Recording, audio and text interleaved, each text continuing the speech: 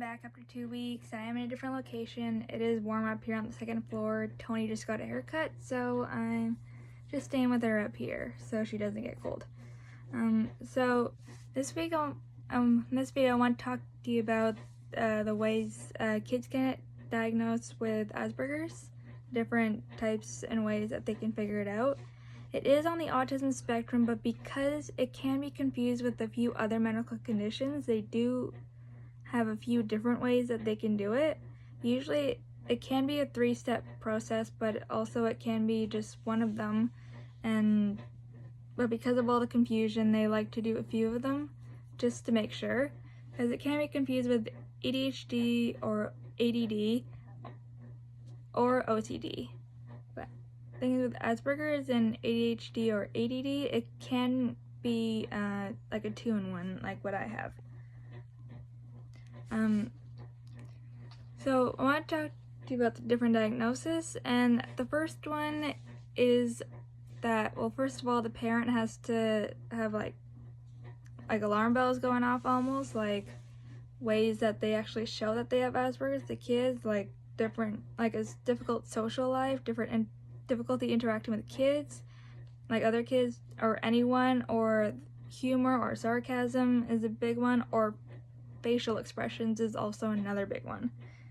I know a lot of people don't know about that, but it's actually like a really good thing when you can tell, like if you can read someone's facial expression. Like for us, it's not really a luxury for people with Asperger's.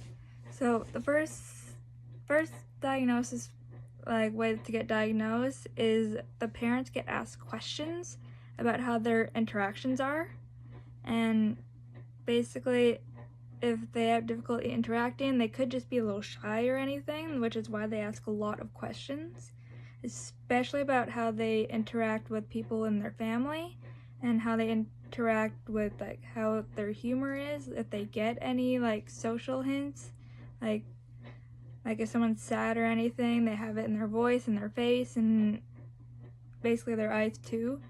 So that's another thing, like they have trouble with that.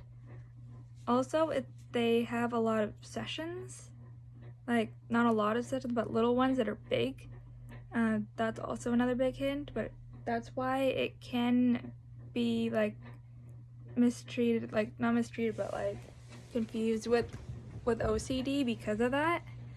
So yeah, and the other way is that they talk to the kid themselves, and basically they see how they interact with them and ask them a few questions about what it's like for them, like when they're interacting with people, and if they get like any social hints, or if they have any trouble talking to other kids, or if basically their obsessions, like how are they, like how just how they feel with that, which is another thing too, because we always don't know our own emotions, so that can be another big hint if they talk very logical. Like if the kid is talking very logical and not using any like emotions in their sentences, then that's another big thing, because we like to use logic instead of emotions, mostly because we don't understand them. Okay, so the other way is that they do a few tests on them, like especially with their intellectual stuff, but also with like how they write and everything too, and how they read, because they don't, like some people, they read with a lot of like expressions and everything and a lot of emotion into it.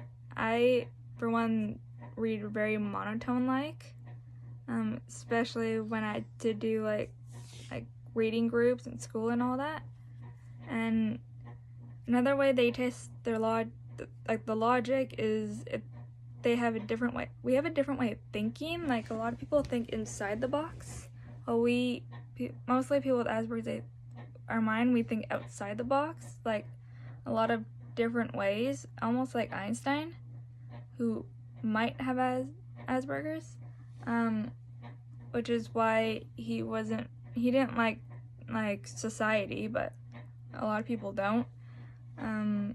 But he was also thinking of different ways, like his teacher was teaching a different way that he wasn't understanding, and basically he came up with E = MC² because of that. And so yeah, we have a different way of thinking. So that's another way that they might not get it confused with other conditions. And yeah, so that's a 3 ways. So it's talking to parents, talking to the kid, and then getting them like logically tested almost.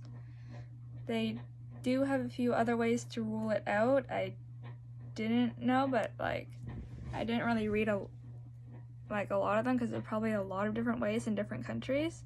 That's the way I got tested actually, was for ADD. It was, my mom was asked a lot of questions, and then I was too, and it was mostly for ADD, and I was looking around the room a lot because I was really distracted by everything and a little bored, and the doctor was noticing that.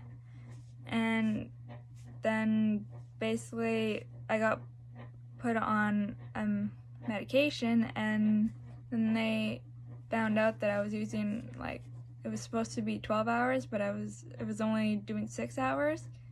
So they brought me back again, and then that's when they figured out I have Asperger's as well. So it can be both, but it also can be mistaken for another one, so they have to be really sure and do a few tests, and rule everything out as possible. So yeah, that's the 3 ways to get diagnosed, mostly in North America, but that's the ways I read. So that's 3 ways that people get diagnosed with Asperger's. And so yeah, I'll see you next week.